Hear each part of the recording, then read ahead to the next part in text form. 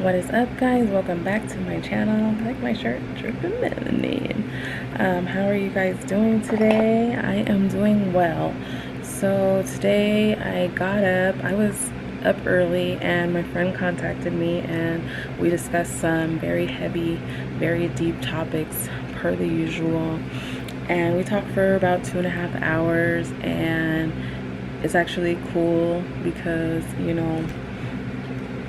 for me, I enjoy whenever a friend of mine, whenever somebody is going through something and they're awakening something inside of them. So I spoke many times about healing your inner child, which is super duper, like, you don't understand how important that is. And that was our focal point of our conversation today, because there was a very specific part in the conversation where we talked about anger. And my friend tends to believe that she has outbursts and angry outbursts and stuff like that. But I tend to believe that because her inner child was never heard, that she now makes sure that she's heard as an adult. And to me, that makes perfect sense, and I do not fault her for any of the feelings that she expresses outwardly because of the inner wounded child. So we spent a lot of time talking and working through, processes and pains that she was feeling. And it's although it's hard, like, of doing this work, it's hard. It's not easy to work through trauma and pain and suffering that you've endured as a child and working through it as an adult. It's very, very taxing emotionally, and it wreaks havoc on your body, because I myself had a lot of unresolved issues that I needed to work on, as itself as anxiety, depression, anger, in so many different ways. And also people pleasing, other things can manifest itself in just so many ways that you don't even realize, and something that happened to you way back when and how much it can affect you today. So we talked about all that stuff, and we had a really, really good talk. And me, I'm always trying to get deeper into things, because for this chapter 40, and even before chapter 40, I was looking at myself and the role I play in certain situations, even with the trauma that I experienced as a child. As I grew older, I have to say that I didn't address a lot of things, and it took me a while to get to this point where I did address some of the things that were going on in my home with my parents.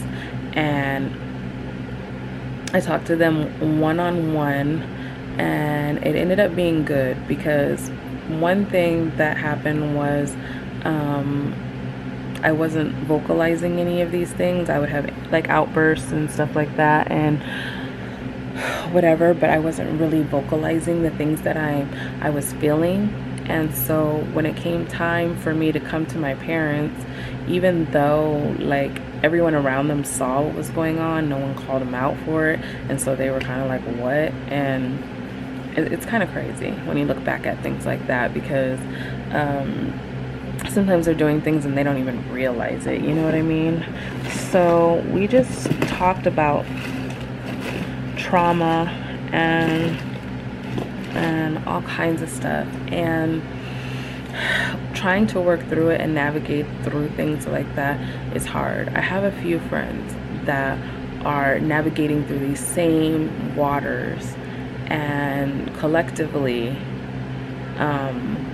we're making progress, you know what I mean? Collectively we are growing as people and becoming better parents than our parents were, and that's the ultimate goal at the end of the day, is to be better than the last generation. A lot of times people hold their kids to this standard of becoming another version of them, but you don't want them to be another version of you. You want them to be better than you. You want them to be able to handle conflict better than you. You want them to communicate better than you. You want them to be financially better off than you. You want them to be in a better position, not the same, but better. So that is my... Did I feed you? I did. You know what? They get me every time. So you want your kids to be better off than you. And I think a lot of times parents look at things like, it was good enough for me, so it's good enough for you. But like whoopings and things like that, my daughter spoke on it in her video. She has not experienced a whooping. She has no idea what it is. So, but she did speak on it, and I think, yeah, it was in her video, her last video, she spoke on it, and about using chanclas and stuff like that, and those are things that she did not experience. So in that aspect of her life, she could not relate to either side of herself because she didn't get that. But I knew early on when I was pregnant that I was not going to be whooping my kids. We were going to be having discussions, and we were going to be talking about behaviors, and timeouts were going to be used, and removing of things that they liked were going to be used. And let me tell you, I rarely had to do it. I rarely had to do it. I gave them a lot of grace, because one thing that happens is with parents is you don't give your children enough grace to be children. They have to make mistakes. They have to do things and learn. Now, if they're repeatedly doing something, then you know that they're not getting the message. But give them grace to learn. So don't, as soon as they do something, just go on the defense and start attacking them. Allow them grace and allow them to learn, because that is the only way that you will be sure that the message stuck. If they're allowed to make that mistake, and then you say, like, what did you learn from this experience when you were doing things like this? So, for instance, Kimana had this thing with breaking Taja's toys when she was younger. I don't know what was up with that girl when she was younger, but she was a little mean one at times. And so I took some of her toys away from her, and I was like, how would you like it if I were to break your favorite toys? Because this was it was a collector's item, even though I let him play with it, and even though, you know what I mean, like I wasn't really tripping off of it, but it is a collector's item. It was a 3-foot tall Spider-Man, and he loved the shit out of that toy, but she ended up breaking its legs off. So, you know, how would you like it if I broke your toy? And she was really getting emotional about it, the thought of it and everything else. And after we had a talk and everything, she went to apologize to her brother. She ended up sharing her favorite toy with him because she realized that was like his favorite toy, you know what I mean? But she had a little moments in her life. But no, I did not whoop her for it. We had a conversation about it, and I took her favorite toy from her. And when she earned it back, you know, she ended up sharing it with him. And I didn't have to worry about her breaking stuff again, you know what I mean? And I think removing the item was a lot more effective than any whooping would have been. And being able to sit there and talk and let them come with the conclusion of, you know, what they learned about this situation. Because you have to be able to create a dialogue between them and you and them so that they feel open enough to come. She definitely felt open enough to come to me about several different things in life, and it was amazing to watch her navigate and learn, because she was a very extremely shy child. And so when she would come to me and she would talk and talk and talk, and you couldn't get her to stop talking once she was with me. And it was just interesting to see two different sides of her. And with Taj, he was very outgoing, super outgoing, and he wasn't much of a talker when he was at home. You know, like we would play around and stuff like that, but getting deep into his emotions, even now, he's very closed off with that stuff, even though I was very expressive with him about feelings and things like that. He was my wild child. A lot of people were concerned about him and how he was going to be, but I give him grace, allowed him to be that wild child, whatever fit and suited him. He ended up growing out of it, and I honestly can say that I miss that part of him. I really do. We connected on such a deep level with those wild and free sides of ourselves, and when it was, you know, gone, it seemed like it just, I mean, he still has a little bit in him. We still play around, you know what I mean? But for the most part, he's very serious now, and that was not through me. I put the work ethic for his schoolwork and everything into him, but I still allowed him to be the fun, adventurous, crazy kid that he was. And those two, you know, he had a nice balance to himself, because he wasn't all serious where he couldn't play around, and he wasn't all like playing around all the time where he couldn't be serious. and it said, should parents apologize? Kid for that, because there were several apologies I didn't get. I remember growing up, my mom had this horrible habit of accusing us of taking things and misplacing them, or she accused our friends of taking things. And she would never, when she found it, let us know. So we would go through all these things, like she would be yelling, screaming, cussing going on, and accuse our friends of stealing. They wouldn't be allowed in the house, and she would find something, and I would never know until I come across it. And I'm like, yo, you accused all my friends of being thieves, and you said all these things to me. And she would just kind of like laugh it off, and then we would just like, I had no choice but to move forward. It was my mom, you know what I mean? So it would have been nice in those moments to get an apology, because clearly I did nothing wrong. She found the thing that she was looking for, and it's okay to fess up to making a mistake that you've done and showing your kids that you're human. Because what tends to happen is we create a law that's like we're untouchable and can do no wrong, and then we held our kids to kind of higher standards than us, and you're like, you expect them to be these perfect little mini humans that don't make mistakes and get really mad when they do. Yet if you make a mistake, you don't even have to own up to it. And what is that teaching them? That they're always wrong and you're always right, even when you're wrong. So apologies are needed. Saying that, you know what, I too make mistakes is needed, because that is something that's super important. For me, I let my kids know I am not above you. I am on a learning curve too. Like, I've never had a 20-year-old daughter. I've never had a 17-year-old son. So each year and each time you guys are navigating in new waters, so am I. So I don't know what I'm doing at that point. Like, I get this period down, then y'all try to grow on me, okay? So I'm navigating through new waters too. I'm learning new things too. We're learning together, okay? We're doing things together at the same time. So if I mess up, if I make you feel some type of way, then let me know. There was a time that I got on Taj. I can't even remember what it was. It was probably about a year ago, and I can't remember what it was. I feel like it was either he was staying up late or he wasn't completing his chores. So all of a sudden he had a very like strong reaction to this. A very strong reaction to what it was. Like the emotion didn't match what was going on. And then he expresses himself, and then he says that he's under a lot of pressure. Now, I'm not putting him under pressure. I never told him to get straight A's. I never told him to be this subhuman, because guess what? I was not that in school, okay?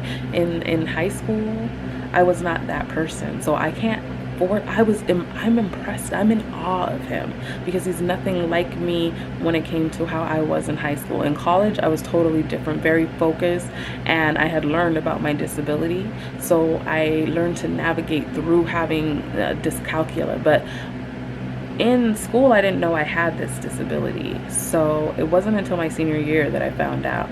So I was suffering immensely while I was going through school. And so he doesn't have that kind of issue.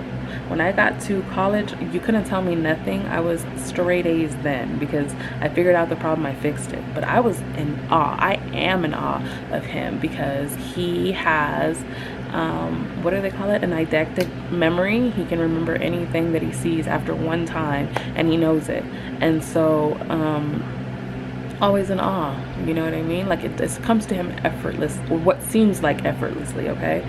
But it turns out that because I've praised him so much for his grades, and I've put so much emphasis on how smart he was, how brilliant he was, he, in his mind, took that as pressure. And I feel bad every moment of every day, thinking that he feels that kind of pressure. How would I react if he got a B? He got a B, and I was still proud of him, because as time goes on and you navigate through school, it doesn't always get easier, you know what I mean? So I'm proud of him, whatever he does, you know what I mean? I don't want ever to feel like there's pressure. But knowing and finding out, I apologize to him, because I didn't know he felt like that. And I don't know unless he says anything, but it takes sometimes, because it's like pulling teeth with him sometimes. I love my son to death, but he's like me, and it comes to like, you got to pull these teeth out to get to know what's going on with him. And I can relate to that because that's how it is. I say I'm fine, he says he's fine, we're not fine, okay? But he says he's fine all the time, and I say I'm fine all the time, but we could be the exact opposite of fine, and you know, no one would know, because we're just like, yeah, it's fine, and you smile and you joke, and then you just move on about your day. So knowing what your kids need and how to react, and being able to humble yourself and say, I'm wrong at times too, I fuck up on things, I'm human, so I'm not always right, is okay, you know what I mean? But thinking back to that reaction and how he felt and how emotional he got, like, it broke my heart, and I felt bad about the situation. But you know, I don't get on him a lot, and the scale kind of tips on Kimana a lot more because she wasn't in school, you know what I mean? And she had a lot more free time than he did. So and we spent a lot more time together, you know what I mean? Because he was in school, he's doing his schoolwork and stuff like that. So I called on her a lot, which isn't fair to her. I called on her a lot for things, you know what I mean? Because she was around and she was available, and then it just became normal for me to call on her for things, and it's not right and it's not fair, you know what I mean? And she has pointed it out to me. Hard habit to break, I will say. But it's a learning curve, so I'm not perfect. I don't perform everything perfectly. I don't do everything perfectly. So yes, I feel that parents should apologize to their children when their children feel hurt or wronged in some sort of way, because it proves that you are human and you're showing them that their feelings do matter, because their feelings should matter. Like, we hold them to such high standards that we wouldn't hold ourselves to. And you shouldn't be able to be like, oh, well, whatever about somebody's feelings. But you could do that to your kids, your own kids, you can do that to. But somebody else you would be more worried about, and you're just so willing to not have them be heard so that they can go into society not being heard. And when you have somebody that's hard to communicate like Taj, like, it's definitely hard to get him to say the things that he needs to say. It's definitely hard sometimes to get him to communicate the things like, hey, are you okay? And you'd be like, yeah, I'm fine, things are good. And then you find out otherwise months later, like, you know, things are going on, and you just never know. And you don't know what someone's going through. Even if they tell you part of it, you still don't know. You know what I mean? Like, you don't know the full story. Because even if I tell you parts and pieces of things that are going on, even with the last video I recorded, like, there were so many things left out, and you just assume that things are good, you know what I mean? But you never know how someone feels or what they're going through. So you have to be mindful of that, especially with your children. You definitely want to check in and say, hey, how are you doing? Are you good? And stuff like that. Like, I don't see Taj nearly enough. He comes out for food, and he's a little hermit in his room and stuff, and I need to reincorporate game nights, because that's how we would talk. We would like play checkers or pretend like we were going to play chess, and we would talk to each other, and you know what I mean? And that's how you communicate with him, because it has to be kind of like effortless, like you're doing something else and then you get them to talk about it, and then he'll start getting excited, especially a subject that he loves. He will go on and he will go on and on and on about a subject that he loves. And I love getting that excited version of him that wants to talk and talk and talk, because that's when he is most open and more receptive, and you can just ask him anything. I ask him to cook with me and stuff like that, and I love doing those types of things with him. They're very small activities, but I love doing those things with him. Like, it's weird to say, like, oh my god, I miss him, and he's in the house with me, but I know that, you know, he's into his own world, and I try not to infringe too much on his time. And I know that not this long from now, I'm gonna have to deal with life with him living it a different way, and I'm not gonna be so involved in it, you know what I mean? So, and he's not an on-camera kid. He doesn't like all that camera and stuff. He's like, no, I'm good.